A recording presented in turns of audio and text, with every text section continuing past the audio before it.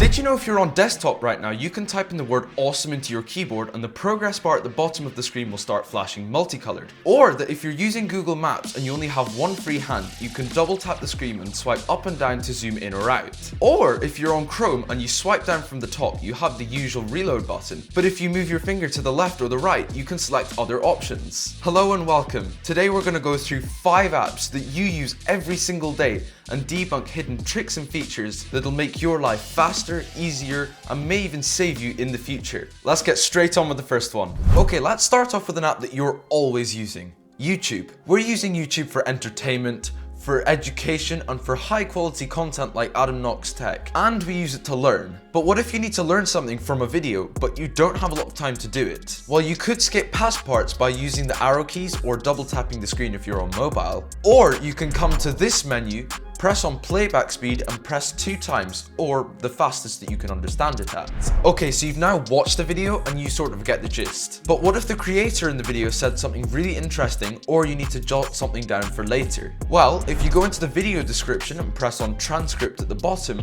everything that was said will be shown here, and you can even copy the words that you want to.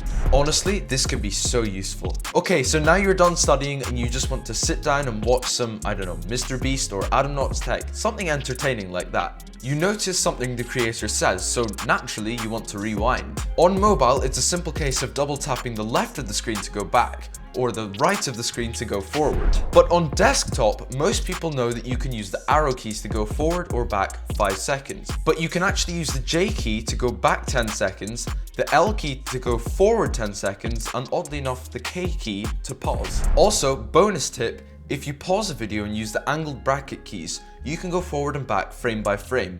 I don't know, to catch something interesting. Okay, moving on to our second app, we have Gmail. If you're not currently using this for your emails, you might just want to switch to it after you hear this. Let's say you're a person that gets lots of emails in a day. This one trick might just change how you manage and approach your work. That is not an understatement. For those of you that are bad at remembering things or just want to be reminded of it later, you should be using snooze emails. The way this works is you pick an email you want to snooze and you schedule it to come up later. I don't know, but that's genius. The amazing thing is, it's not just desktop exclusive. You can do this on mobile as well. This can be used for coming up events or non-important emails or promotions that you don't want to deal with right now, but you have time to do later. Okay, now we've received lots of emails, let's send some. I know that from time to time, you'll probably be sending private or sensitive emails that include passwords or things like that. This can be made way more secure by using confidential mode. This is really easy to set up. You just press the clock icon if you're on desktop, or 3 dots and then confidential mode if you're on mobile. You then set an expiry date and even a password if you want that will be sent via SMS. All this together makes your email properly secure. You can definitely be sure that your email is safe. Finally, a quick one, but no less useful. Most users know that if you swipe right or left on an email in the sidebar, you can quickly access functions like archive or delete. However, if you go into the settings and select email swipe actions, you can actually customize what each swipe can do. Pretty nifty. Okay, for our third app, we have Safari. Safari is an app that is pre-downloaded on practically every Apple device. So I can imagine a fair amount of you watching this video used Safari as your main search engine. So with these tricks, I'm going to try and make them so that they boost your productivity and make it a nicer user experience for you. First, we have a simple but really effective trick, tab grouping. All you need to do is press this button, press this icon, and then press New Tab Group. This can be incredibly useful for someone who uses Safari for work and school, but also uses it for lots of personal things that you do at home. This is a way to separate the two so they don't interfere with each other, because you can open separate tabs in separate tab groups and they stay to each other. Do you feel more organized yet? If not, with my second trick, I think I might just win you over. Do you hate ads? Well, you probably do. I don't think I've met a single person that doesn't. Do you just wish when you're scrolling through web pages, ads don't pop up all the time? Well, on Safari, you can sort of fix that. And it's so easy, you only have to go through one menu. Let me show you how it's done. All you need to do is select this button here on the left-hand side of your tab bar and press Hide Distracting Items. Then select the ad that you want to remove and then press on Hide. Hey, you even get this really cool animation. This is super useful.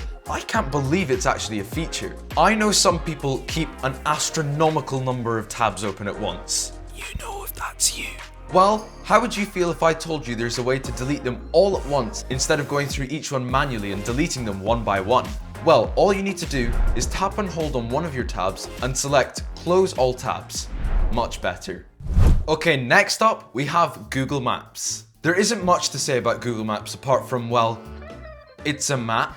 It can tell you how to get to places. But all jokes aside, I think these tricks may really help you in the future. Okay, to start off with, we have downloading maps. We've all been to that really pretty place out in the wild, in nature. However, there's no signal. It's a new area, so you don't really know your way around. You open up Google Maps and you realize you don't know where you're going because the map has not showed up. Disaster. How on earth are you going to get home now? But then you remembered you actually downloaded the map of the area you're going to before you left the house, because you watched this video. It's actually as simple as pressing the 3 dots and then downloading the map from there. You can select a rectangle of the area you want to download, and everything in that area will work as per normal, but offline. You also don't really need to worry about the map expiring, because it will not expire for a year if you don't make updates to it. Okay, we've now been on our walk, we've seen what we want to see, we come back and we think, you know what, let's go out for dinner. But you can't decide where. You go onto a website and scroll through many restaurants in your area, but this is not what you should be doing. Instead, open up Google Maps, go and press the Explore tab at the bottom. This will show your nearby restaurants, events, and landmarks. This way you have something interactive for when you're wanting to go to one of these places. Okay, finally, last but definitely not least, you should use the quick tabs at the top of the screen. Let's say you're driving but you're running really low on fuel. That's a really big problem and you're in an area that you don't really know. All you need to do is go to the quick tabs at the top and press on fuel. It will show you many gas, petrol stations, call it what you like, very close to you, and you can pick one and it will take you straight there. This is especially good if you don't know the area, and it can also get you out of quite an embarrassing rescue. Okay, for our final app, we have WhatsApp. WhatsApp is the primary messaging app for around 33% of the world, so I can imagine quite a lot of you at home will find these tips really useful. So let's not waste any time, let's get straight into it. Right, we send a lot of messages. This is where starred messages can be really useful. All you need to do is tap and hold on the message you want to star, and then press on the star icon. It's that easy. The message will then appear at the top of the chat until the message is unstarred. I've definitely used this in the past for important documents or just things that I want to remember. Really useful. Our second hidden trick in WhatsApp is view once media. Let's say you send your friend something, but you don't want them to see it any more than once for whatever reason. Well, there is a way on WhatsApp so that you can only view a piece of media once. All you need to do is, before you send the message, press this number 1 in a circle button just next to the send button, and that photo or document can only be seen once. Some things to keep in mind with this is that it won't save to the recipient's photo gallery, and if the recipient doesn't open the piece of media within 2 weeks, it will expire. However, on the whole, I think this will be a really useful trick for some people. Finally, for WhatsApp, let's go over some shortcuts that you can use to make your text be in different styles. If you want to make your text bold, put a star before and after it. If you want to make it italic, put an underscore before and after it. And if you want to strike through your text, put tildes either side. Here's a pro tip for you guys. You can combine these together to have something that is bold and italic. Now that's what I call spicing up a message. I really do hope these tricks will benefit you in your life going forward, and I hope you've enjoyed hearing about them. I am a small channel that's trying to grow, and so if you did enjoy, get yourself subscribed, otherwise you're unlikely to see my content again. But I do think that's enough talking about software for one day. But what about hardware? I recently reviewed the iPhone 16 capture button. I will put it on screen now, and I will see you there.